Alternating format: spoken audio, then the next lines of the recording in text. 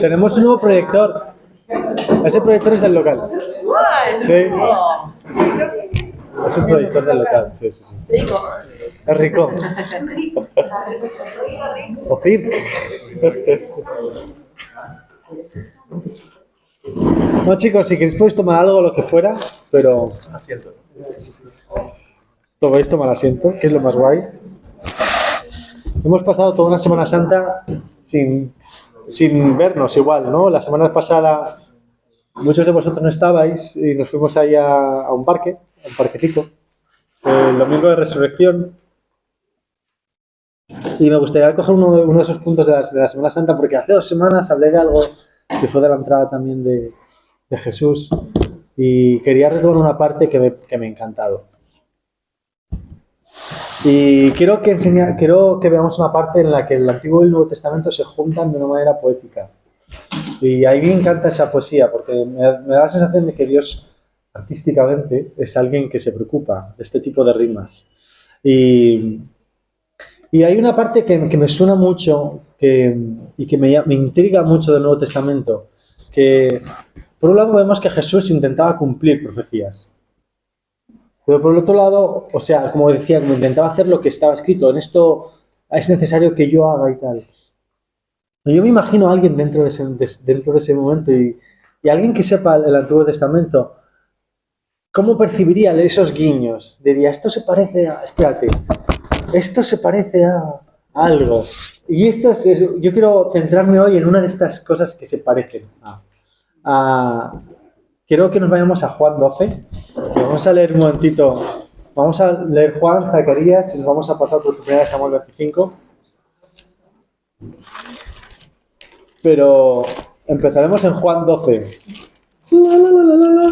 Yo soy más rápido que cualquier buscador de esos, en mi Biblia.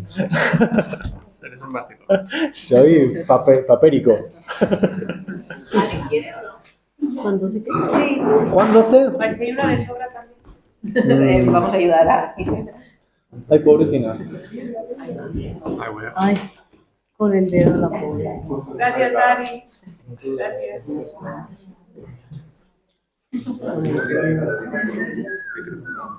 Juan 12. Esa es buena. Esa la quiere Juan Manuel. I love you.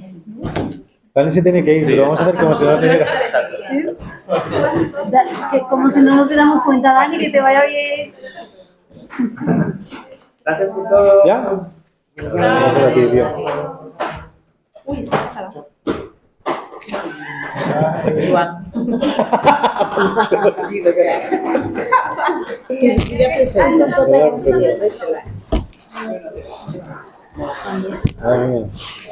Juan 12, la entrada de Jesús a Jerusalén. Juan 12, del 12 al 19. ¿12? ¿Qué más? Juan 12, del 12 al 19.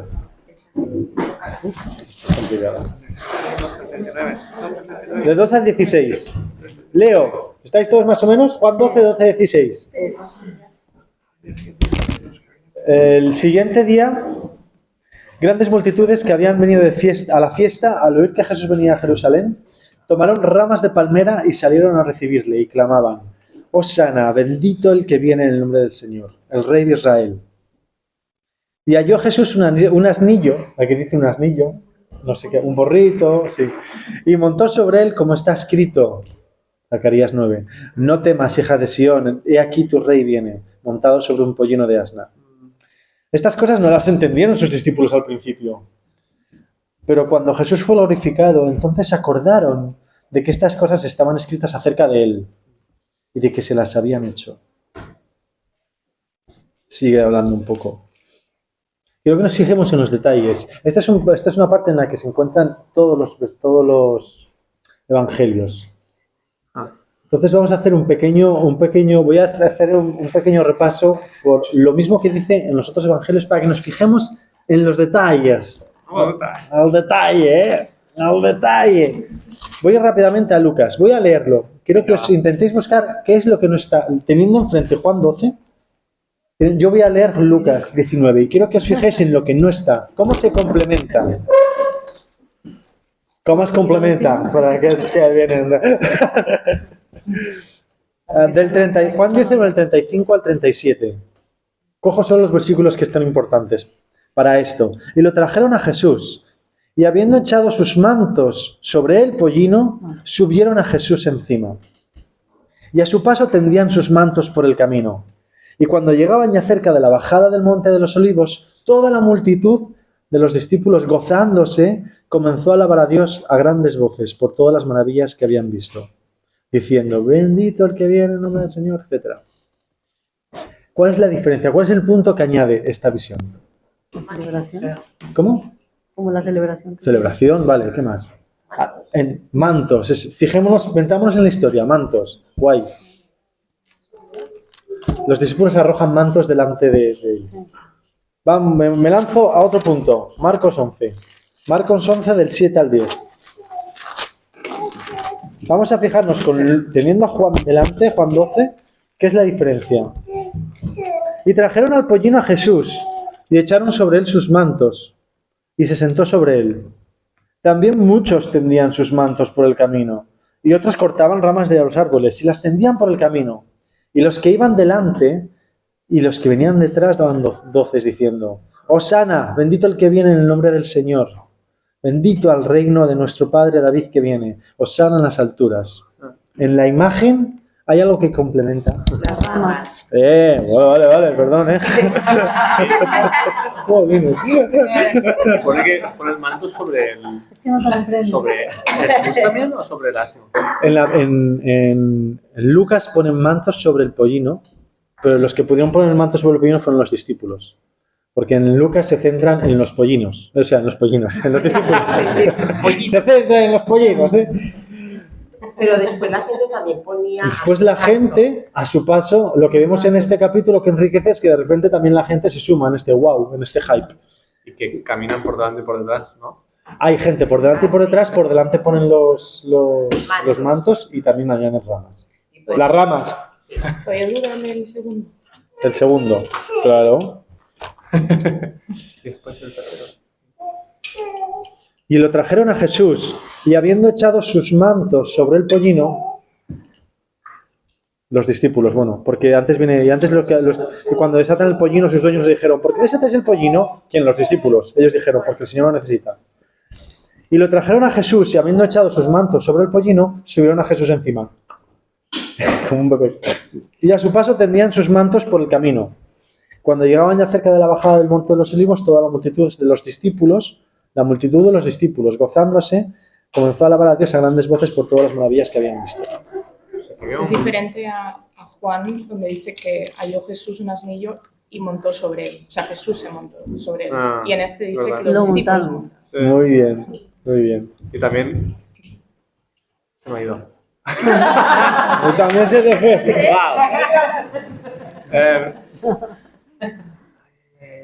Se me ha ido completamente en el momento cuando lo iba a decir. Menos. Bueno, si se te viene, te damos permiso para decir nada, algo, Vamos a Mateo 21. Mola de fijarse en los detallitos. Del 2 al 3. Cuando se acercaron, Mateo 21, el último evangelio que nos queda.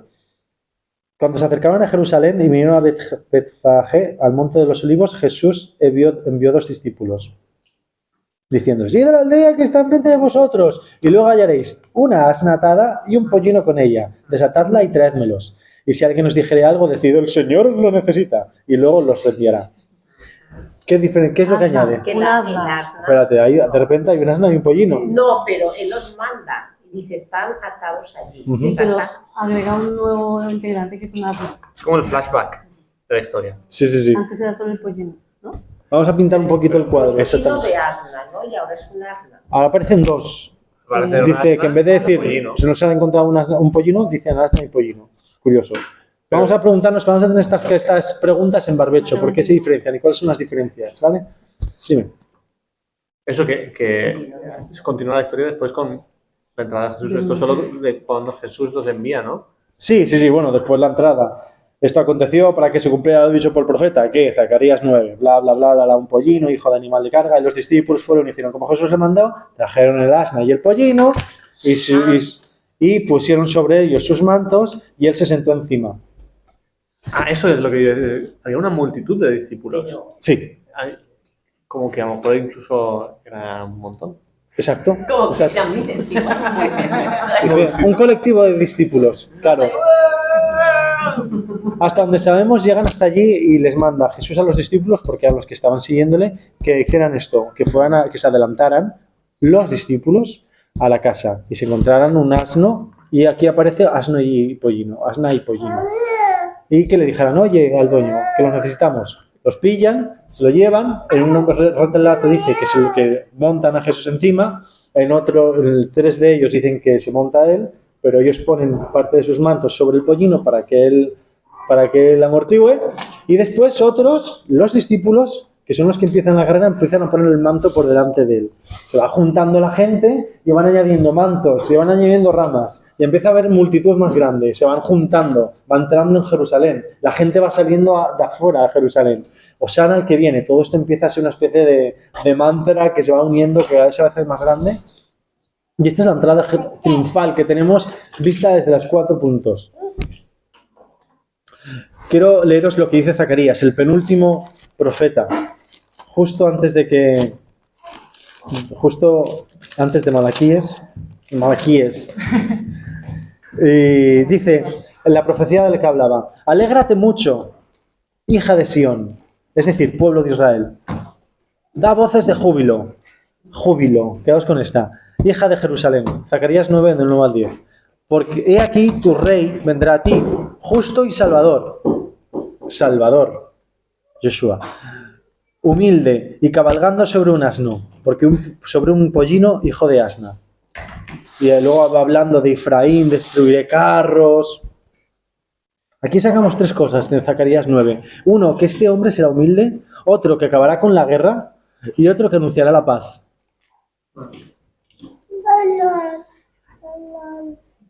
Fijaos en lo que dice en el versículo 10. Destruiré los carros y los caballos de Jerusalén, y los arcos de guerra serán quebrados, y hablará paz a las naciones, y su señorío será de mar a mar, y desde el río hasta los fines de la tierra. Este es uno de los puntos que más les escocía a los israelitas, porque no dice y anunciará paz a Israel, sino que anunciará paz a las naciones, a varias naciones. Y aquí empiezo a decirme, esto se parece a una historia que he escuchado. Si yo fuera un antiguo de aquellos y ve esta historia, uno de los momentos en los que me acordaría de aquellos, si yo hubiera estudiado la Biblia como la gente lo estudiaba de aquella, era algo que pasó en 1 Samuel 25. Y os lo voy a contar como si fuera un relato. 1 Samuel 25 narra la historia de un estúpido, una princesa guapa y un aspirante a rey. Aquí lo tengo como la ingratitud de Nabal y sabiduría de Abigail. Érase una vez un menorquí, esta es la historia, érase una vez un menorquí llamado Nabal. Sabemos que es menorquí porque vivía en Mahón. Es verdad, dice en el versículo 2. En Mahón había un hombre que tenía su hacienda. Así que aquí tenemos a este hombre se llamaba Nabal. Nabal, sabemos 2 cosas que dice en la historia. Nabal era muy rico, a mi versión dice muy rico, tenía 3.000 ovejas y 1.000 cabras. Eso es mucha pasta. Muchos bitcoins. Y aconteció que estaba esquilando sus ovejas en Carmel, en el monte Carmel. Nabal, quedemos con una cosa, que Nabal significa estúpido. Es curioso. Sí. Bueno, foolish en inglés. Sí, vaya nombre. Pobre. Así que tenemos a este hombre, Nabal.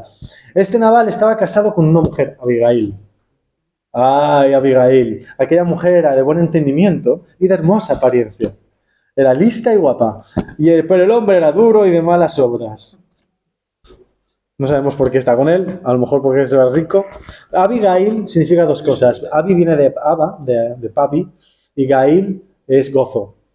Así que tenemos a dos nombres que para nosotros son Nabal y Abigail, pero vamos a pensar como si fuéramos hebreos. Aquí tenemos al estúpido y al papá que me da gozo, o el papá que da gozo. En el versículo 7 habla: he sabido que tienes esquiladores. Ahora, tus pastores han estado con nosotros. No les tratamos mal, ni les faltó nada con todo el tiempo que han estado en Carmel. Aparece David y se junta en este momento, en este día, a ver a los esquiladores y a Nabal. David se había convertido en un prófugo de Saúl. Llevaba todo el tiempo huyendo de él. Pero dentro de la región era conocido porque era una especie de bandolero, de alguna manera. No era que hacía mal, pero no se sabe, yo creo que no, porque si no de algo sabríamos. Pero sí es verdad que estaba por la zona. Escapaba de Saúl, Saúl tuvo que volver para defenderse de los filisteos, y en ese pequeño espacio, ahí tenemos una especie de milicia de gente que nadie quería, eran los endeudados, los que tenían algo en el espíritu chungo, los parias de la sociedad que se habían reunido con David, y esos se habían convertido en una especie de ejército, de banda. David les dice: oye, he sabido que tienes esquiladores, paz a tu familia, paz a ti.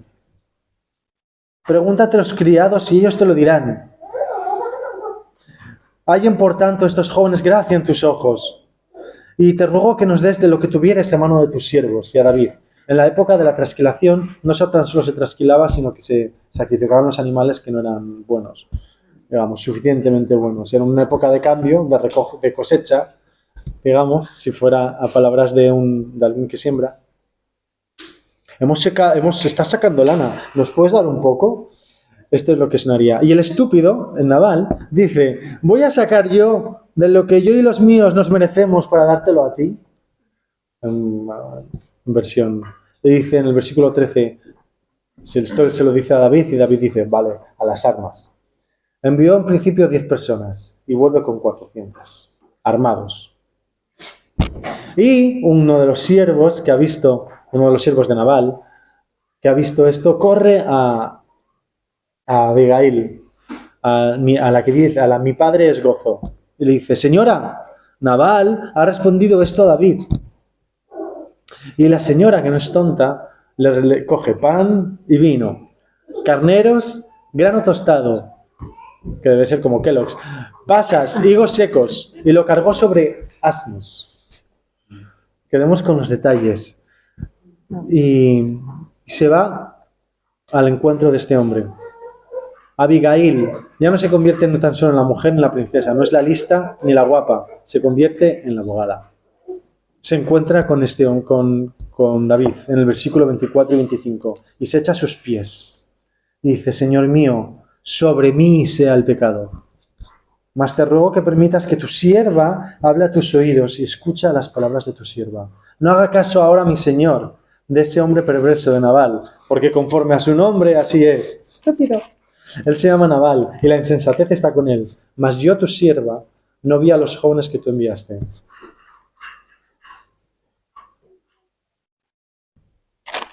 Dos palabras que saltan: perdona mi falta, perdona su falta y sea sobre mí el pecado. Que es importante que sepamos una cosa: cada vez que encontramos la palabra perdón en el Antiguo Testamento, es casi fijo que es algo mesiánico. O sea, casi fijo. ¿Qué es? Algo mesiánico, algo que tiene que hablar de Jesús. Y en el versículo 32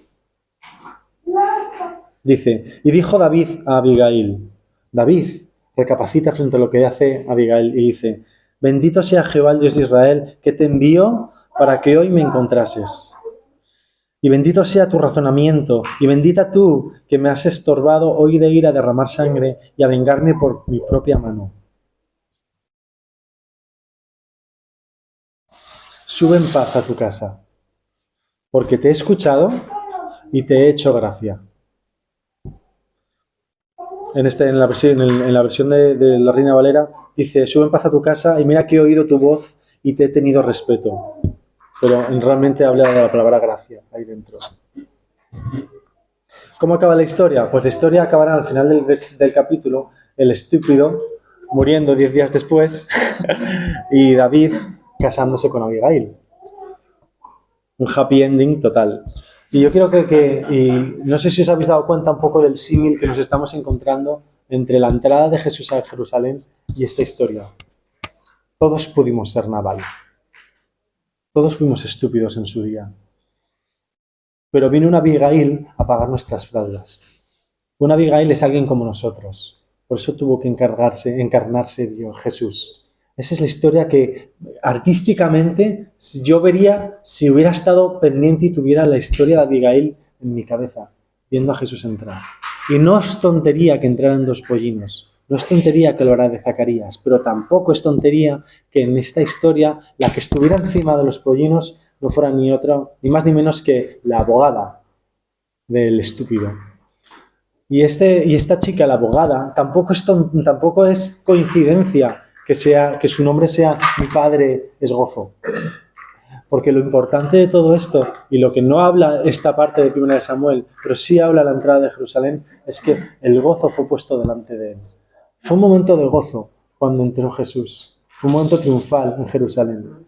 Y a veces la Semana Santa despliega en nosotros la tristeza del sacrificio.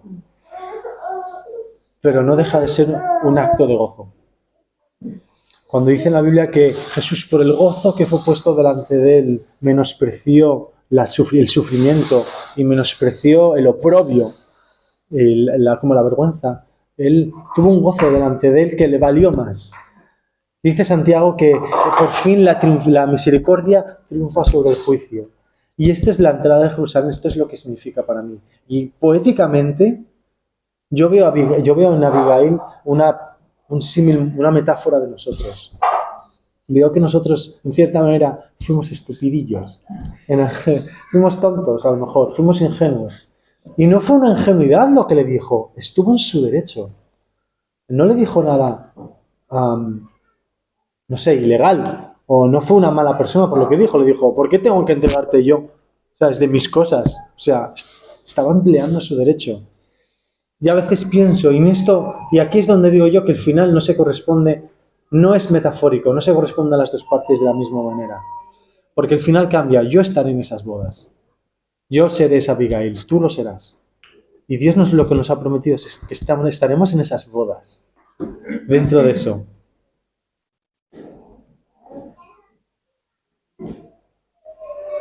Jesús cumplió más que una frase con esta entrada de Jerusalén. Él cumplió, para alguien que conociera esta historia de 1 Samuel, una historia.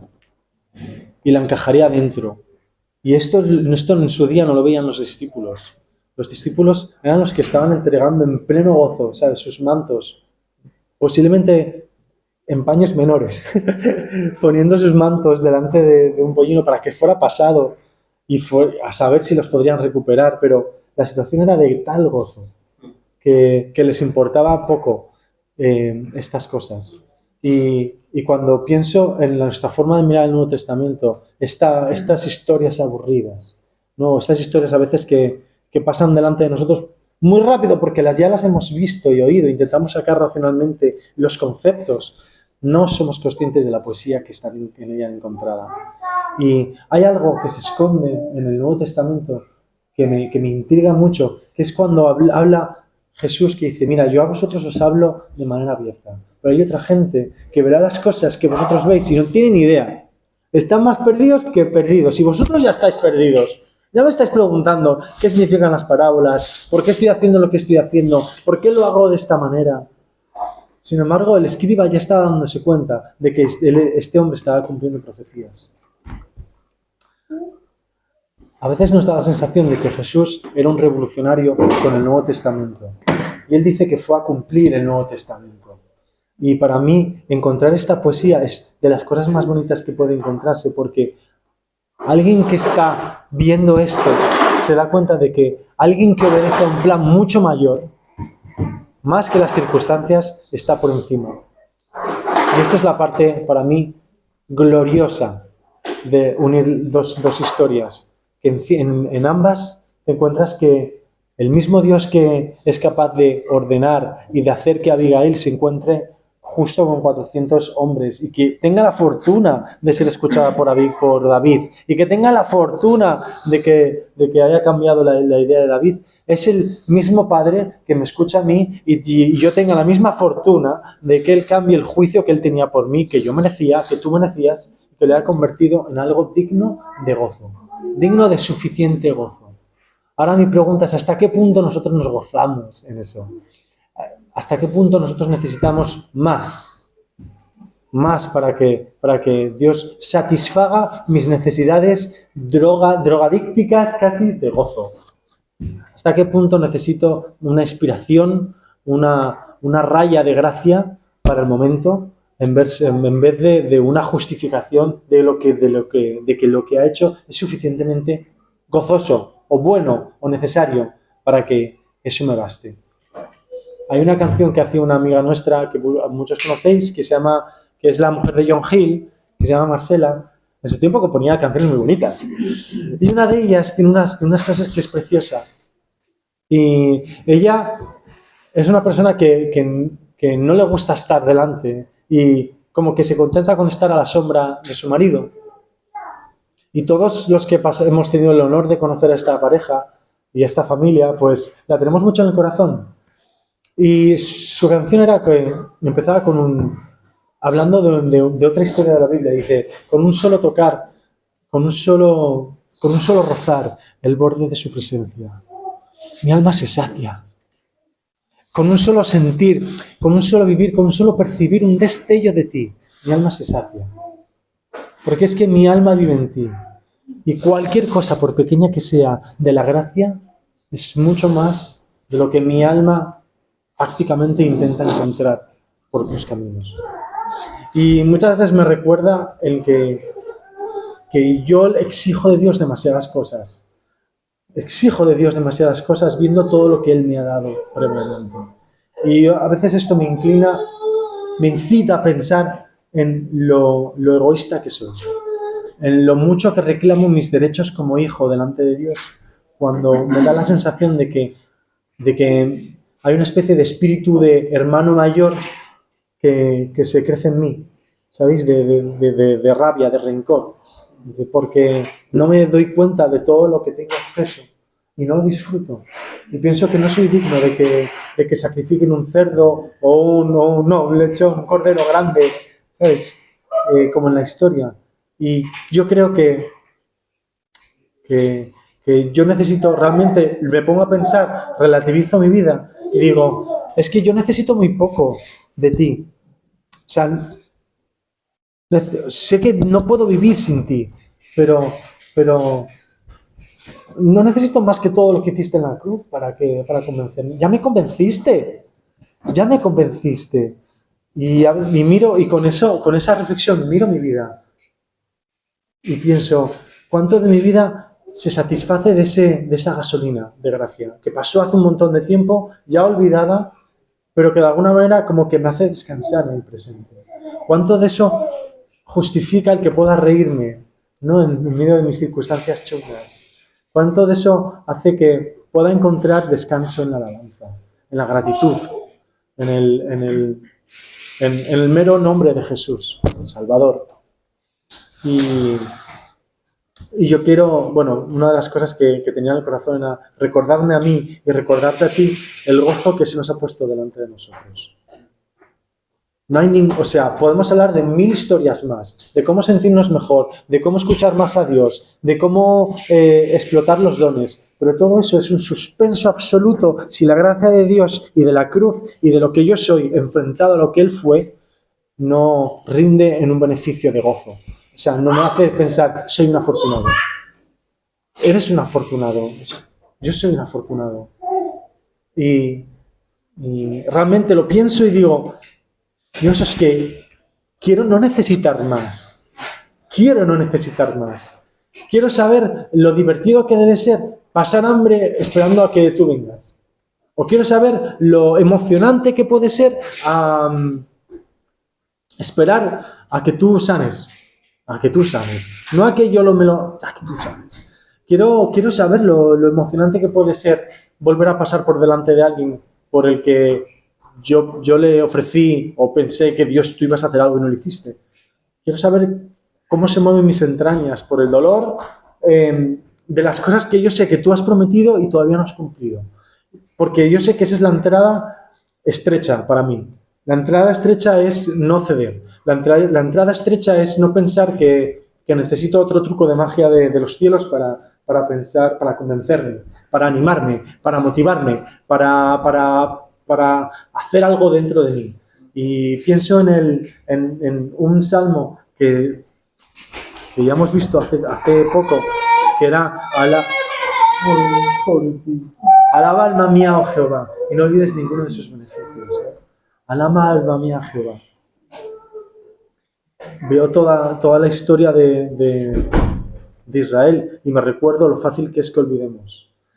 Tengo un amigo, un hombre que conozco que es un súper pro judío y que estás todo el tiempo diciendo Shama Israel, Shama Israel, Shama Israel. Es verdad, ¿sabes? Yo también me olvido de esas cosas. Hablar de los testimonios, de cómo Dios en su día actuó conmigo, es muy, muy bueno, muy terapéutico para mí. Me recuerda que eso pasó. Cuando había momentos en el pueblo de Israel, eso recordaban, ¿no? Que se acuerden tus nietos que no van a pasar por esto, que un día nosotros pasamos por esto, cuando yo no esté, ¿sabes? Que alguien diga de mí que yo vi a Dios actuando de una manera sobrenatural. Y yo quiero, pues eso, ofrecerte la posibilidad de pensar en todo lo que tienes con lo poco que tienes. Es decir, cuánto de la cruz es todo versus no es suficiente. No es un poquito más, ¿sabes? ¿Puedes repetir eso? Sí, cuánto de la cruz es todo versus, bueno, es que la cruz no es suficiente. Necesito un poquito más. Sí, la cruz vale, pero un poquito más de paz para este momento y un poquito de provisión para bueno, o sea, no sería tanto pedir, puesto que somos hijos del rey, tanto y tanto y tanto y tanto y tanto. Y acabas enfocándote giras y la cruz queda atrás la cruz. Y hay una cosa que me recordó un chico y ya acabo con anécdotas, un chico católico que dice, ¿sabes? De la cruz, lo que más me gusta del Calvario es que no está solo. Diciendo, es verdad, pero bueno, no sé. Dice, yo siempre me veo en una de las otras dos. Y dice, hay una historia o sea, como a veces no sé en cuál de las dos estoy. Si soy ¿sabéis? El que se llena de rencor hasta la muerte y muere lleno de rencor, o soy el que le pide perdón y se va con él en el paraíso. Digo yo, wow.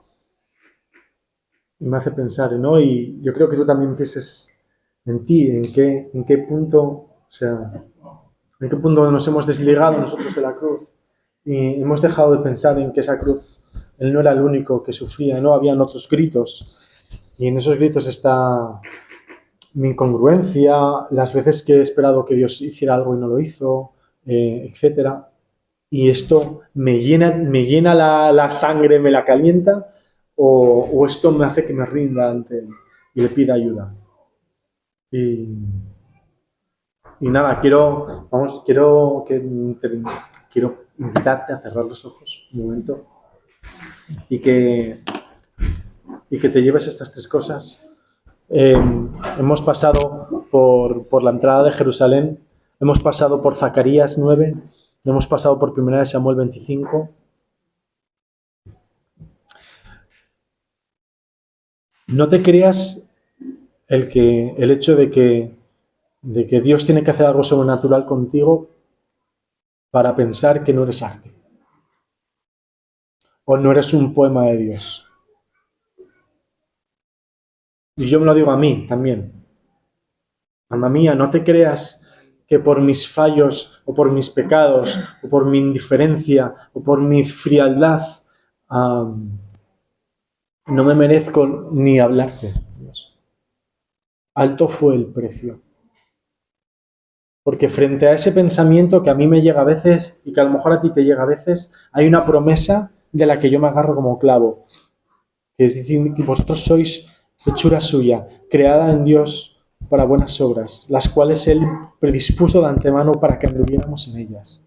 No somos cualquier cosa, somos su poema, somos su rima, somos su voz. Y yo, Jesús, pongo delante de ti nuestra indiferencia y pongo delante de ti mi falsa concepción, Señor, de quién has sido tú, Señor, y como mis requerimientos de niño pequeño mal criado que te pide constantemente cosas, Señor, que no necesita. Y yo te digo que tan solo con tocar un segundo de tu presencia, de verdad que mi alma tiene para años, Dios. Y te pido perdón por haber renunciado a la mesa del pan y del vino y por buscar muchísimas otras cosas. Y haber desplazado del centro de nuestra mesa el pan y el vino, Señor. Hacer tu voluntad, Señor, como algo que me hierva la sangre, Señor. Y yo quiero hablar de nosotros, de esta mesa, de los que estamos alrededor de esta mesa, como poema, Señor. Y yo reconozco a cada uno de los que estamos aquí como una de las palabras de tu poema. Sea en arte mayor, sea en arte menor, tú conoces la rima, Señor, que ves en nosotros. Pero te pido que nos enseñes a vernos a nosotros mismos a la altura de miras con la que tú nos ves, Dios. A no tener ninguna concepción distinta de la que debemos tener, Señor, conforme a la altura que tú nos pusiste. Y te pido que tu paz, que sobrepasa todo lo que nosotros entendemos, Señor, de verdad se instaure en la mente de todos los que estamos, Señor. Desde Valentín hasta Ari, Señor, hasta mí, a los pequeños allí, Señor. Porque te queremos, Señor, y a veces queremos saber demasiado, Dios. Y te pasamos por delante tuyo, Dios. Así que, Padre, enséñanos en esta semana, Dios, a buscarte, Señor, de manera que te podamos encontrar y a quedarnos si te encontramos, a no buscar otras cosas, Señor.